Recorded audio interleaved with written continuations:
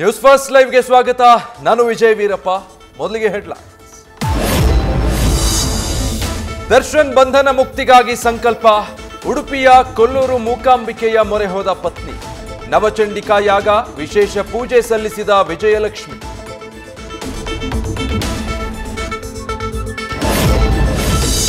IPC 320ರಲ್ಲಿ ಕೊಲೆ ಸೇರಿ ಹಲವು ಕೇಸ್ಗಳಲ್ಲಿ ಕಾಂಪ್ರಮೈಸ್ಗೆ ಅವಕಾಶ.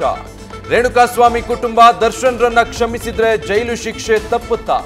ನ್ಯೂಸ್ ಫಸ್ಟ್ ನಿಮ್ಮ ಮುಂದಿಡ್ತಾ ಇದೆ ಎಕ್ಸ್ಕ್ಲೂಸಿವ್ ಮಾಹಿತಿ.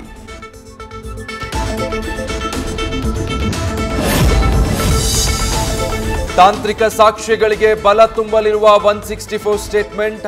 12 ಪ್ರಮುಖ ಸಾಕ್ಷಿಗಳಿಂದ ಹೇಳಿಕೆಗಳು ದಾಖಲು. ಇನ್ನು ಕೆಲವರ ಹೇಳಿಕೆ ದಾಖಲಿಸಿ ಕೇಸ್ ಮತ್ತಷ್ಟು ಸ್ಟ್ರಾಂಗ್ ಮಾಡಲು ಪೊಲೀಸರ ಸಿದ್ಧತೆ.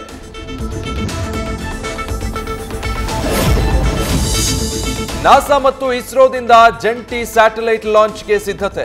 ಹವಾಮಾನ ಸ್ಥಿತಿ ಅಧ್ಯಯನಕ್ಕೆ ನಿಸ್ಸಾರ್ ಉಡಾವಣೆ. ಮುಂದಿನ ತಿಂಗಳು ಶ್ರೀಹರಿಕೋಟಾದಿಂದ ಉಡಾವಣೆಗೆ ತಯಾರಿ.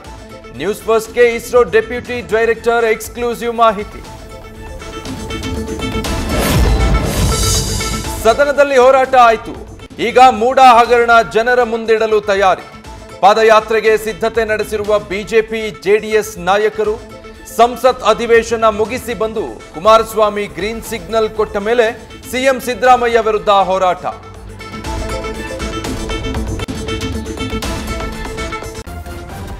ನ್ಯೂಸ್ ಫಸ್ಟ್ ನಿರ್ಭೀತಿಯಿಂದ ನಿಮ್ಮ ಪರವಾಗಿ.